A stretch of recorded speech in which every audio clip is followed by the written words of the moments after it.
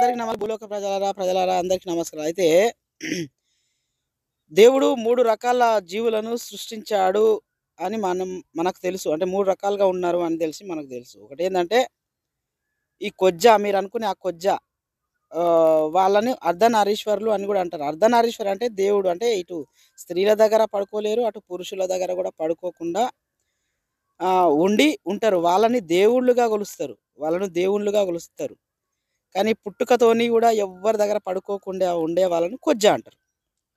పుట్టుకతోని గూడా మధ్యలో గూడా ఎవ్వరి దగ్గర పడుకోకుండా అలాగే ఉంటారు చూడు, వాళ్ళను సైన్స్‌లో వంద్యజీవులు అంటారు.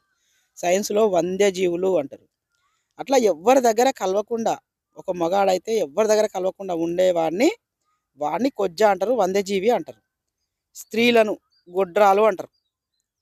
వాళ్ళను వంద్యజీవులు అంటారు. అట్లా అది కొన్ని విషయాలకు అర్థం తెలవదు కొన్ని కొన్ని.